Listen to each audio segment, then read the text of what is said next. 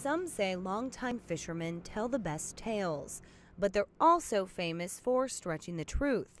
Sitting around Sitka, you'll hear stories of millions of dollars of herring piled into one net. Sets so heavy they topple boats and take days to empty. Mega bucks made in a matter of minutes. In Sitka, they don't need to stretch the truth. I don't think there's anything quite like the intensity of the Sitka Sacro fishery. It's a very competitive fishery as it sits right now. A mad dash for cash. Dozens of boats race towards Sitka Sound.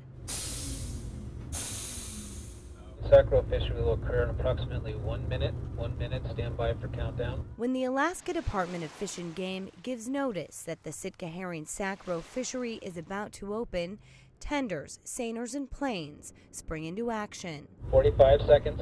They're jockeying for a prime spot because location means the difference between a net of gold and a water haul.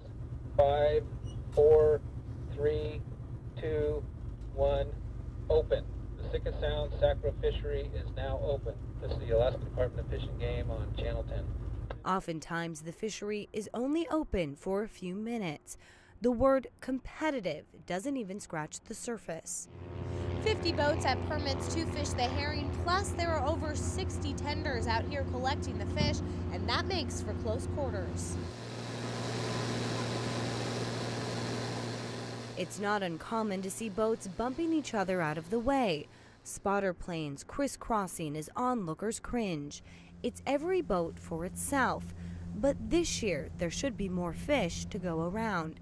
The department set a record quota of more than 19,000 tons of herring. It's kind of a double negative. You know, this is fantastic that the biomass is here, you know, but on the other hand, if the economics of the fishery aren't there, you know, if it's already hard to sell already, it's going to be really hard to sell a lot of it. You can come in anytime. Start hooking up while we're doing the sample. There were fears going into this season that the price wouldn't be great because some fishermen say there was still leftover roe from last year. The money's real light. You know, it's hard to squeeze blood out of a turnip, so to speak. You know, if nobody's willing to pay for it, nobody's willing to buy it, then it's hard to sell it. But just as the fleet was ramping up for the season, a hit nobody expected. A devastating natural disaster struck its primary customer. It's become a different focus. I mean, you know, we were going through to having like the herring discussions. We had just finished our crab season. A lot of our product went to Japan, and then preparing for herring, and then we had this take place, and all of a sudden the focus went off of the product and onto the people. Herring roe is a delicacy in Japan. Buyers fly to Sitka every year to inspect the quality. Our customers will come to Sitka. I'll show them our facilities. I'll show them Sitka because this is my hometown, and I really like to brag Sitka up, if you will. But I'll take them by my house and I'll introduce them to my wife and my kids. And so we've really grown a very personable relationship where I always say we're the company with a pulse and a face. Almost half of the permit holders fish for Silver Bay Seafoods. The company is in a tough spot right now.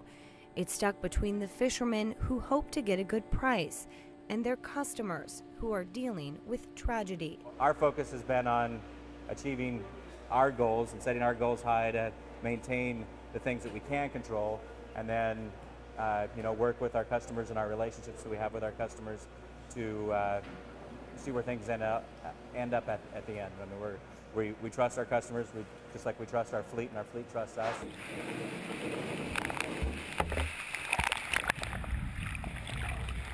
Japan is also a major customer of salmon roe, black cod, and crab. But for now, most people just want to focus on the fate of their friends and business partners in Japan. You know, there's still, you know, a lot of unknowns, a lot of devastation, and certainly, you know, our hearts go out to our Japanese customers, but really, you know, they've become our friends too. Okay, Leroy's phone, you got 55, is that correct?